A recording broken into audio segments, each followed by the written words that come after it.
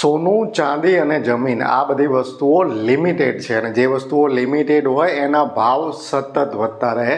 આપણે જોઈએ છીએ કે આપણા ગુજરાતમાં ખેતીની જમીનના ભાવ સતત વધી રહ્યા છે.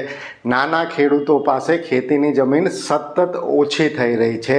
ત્યારે પ્રશ્ન એ થાય કે સરકાર ટ્રેક્ટર ખરીદવા માટે સહાય આપે છે, સરકાર રોટોવેટર ખરીદવા સહાય આપે, સરકાર પ્લાવ ખરીદવા સહાય આપે, તાડપત્રી ખરીદવા પણ સહાય આપે, પણ ખેડૂતોને જો ખેતીની જમીન ખરીદવી હોય તો સરકાર સહાય આપે છે કે નથી આપતી? એનો પ્રશ્ન છે. સરકાર સહાય આપે છે, સીધી રીતે પણ સહાય આપે છે અને આડકતરી રીતે પણ ખેતીની જમીન ખરીદવા માટે સહાય મળે છે. તો ખેડૂતોને ખેતીની જમીન ખરીદવા માટે કેવી રીતે સહાય મળે છે એ મુદ્દાને સરળતાથી સમજવાનો પ્રયાસ આપણે યોજના એનાલિસિસના આ એપિસોડમાં કરીશું.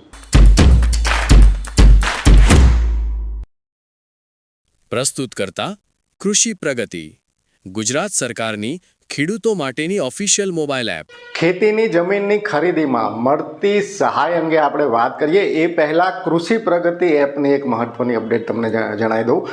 ગુજરાત સરકારની ખેડૂતો માટેની ઓફિશિયલ મોબાઈલ એપ એટલે કૃષિ પ્રગતિ.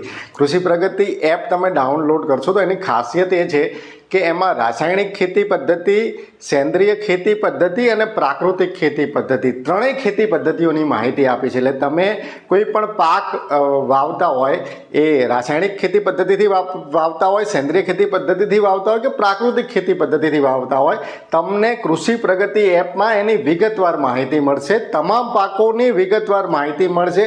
રોગ અને જીવાતોના ફોટા સાથે એના નિયંત્રણની તમને વિગતવાર માહિતી મળશે. તો ગુજરાતના દરેક ખેડૂતે ગુજરાત સરકારની ઓફિશિયલ મોબાઈલ એપ કૃષિ પ્રગતિ ડાઉનલોડ કરી લેવી જોઈએ.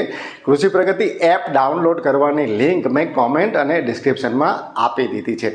હવે આપણે ખેતીની જમીન ખરીદવા માટેની જે સહાય છે એની વાત કરીએ તો મેં પહેલાં કહ્યું એમ કે સીધી રીતે અને આડકતરી રીતે સહાય મળે છે. તો જે અનુસૂચિત જાતિના ખેડૂતો છે એમને ગુજરાત સરકાર ખેતીની જમીન ખરીદવા માટે સીધી રીતે સહાય આપે છે અને જે સામાન્ય જે બીજા ખેડૂતો છે કે જે સામાન્ય કેટેગરીમાં આવે છે, ઓપન કેટેગરી, જનરલ કેટેગરીમાં આવે છે, એમને એક રીતે આડકતરી રીતે સહાય મળે છે. પહેલાં આપણે અનુસૂચિત જાતિના ખેડૂતો માટેની જે સહાય છે એની વાત કરીએ તો સામાજિક કલ્યાણ વિભાગ છે એના દ્વારા આ સહાય આપવામાં આવે છે.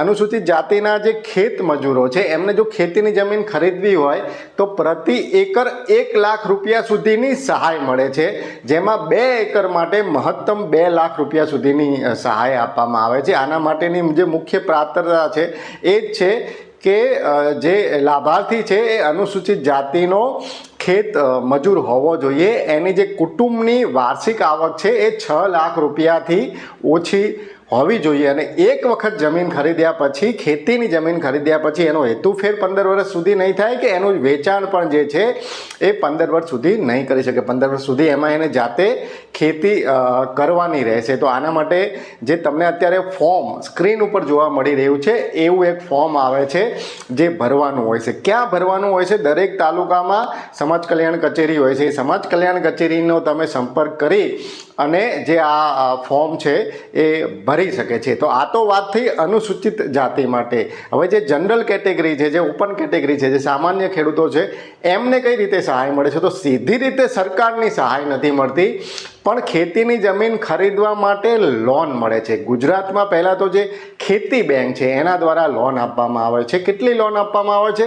50,000 રૂપિયાથી લઈ અને 50 લાખ રૂપિયા સુધીની લોન આપવામાં આવે છે ને લાંબા ગાળાની લોન હોય છે.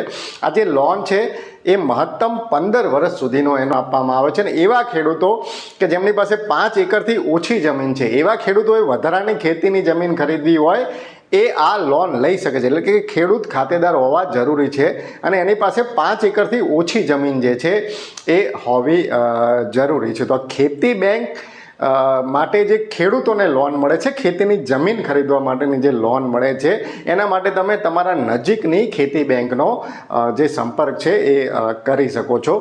આવી જ રીતે જે સ્ટેટ બેંક ઓફ ઇન્ડિયા છે એ પણ એગ્રીકલ્ચર લેન્ડ પરચેજ સ્કીમ એમની છે, એમાં એના માટે લોન આપે છે. પણ એમાં પણ વ્યાજ દર જે છે એ 7.25% જ છે.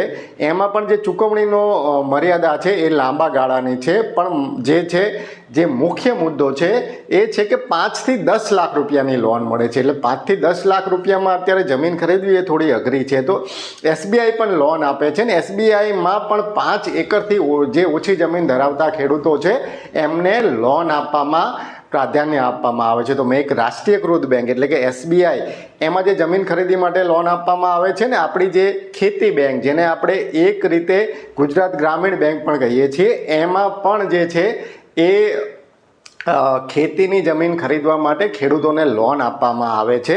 હવે તમે કહેશો કે અહીંયા તો લોન આપવામાં આવે છે, સીધી રીતે સહાય નથી. પણ મિત્રો, જે લોનનો વ્યાજ દર છે એ 7.25% છે. અને જે રીતે મોંઘવારી વધી રહી છે, જે રીતે જમીનના ભાવ વધી રહ્યા છે, એ રીતે 7.25% એ પણ જો ખેતીની જમીન ખરીદવામાં આવે જે રીતે મોંઘવારી અને જે ખેતીના ભાવ ગુજરાતમાં વધી રહ્યા છે, તો એ રીતે આડકતરી રીતે આ એક રીતે સહાય જ કહી શકાય. તો આપના વિસ્તારમાં ખેતીની જમીનની સ્થિતિ શું છે? નાના ખેડૂતોની જમીન ઓછી થઈ રહી છે તો કેમ ઓછી થઈ રહી છે? અને હવે એમને જો નાના ખેડૂતોને થોડી જમીન વધારવી હોય તો એમને શું કરવું જોઈએ? એ તમારા જે અભિપ્રાય છે એ મને કોમેન્ટમાં જણાવજો. હાલ બસ આટલું જ. ફરી ઝડપથી મળીશું નવા વિષય સાથે. જોડાયેલા રહો એગ્રી સાયન્સ સાથે. જય કિસાન.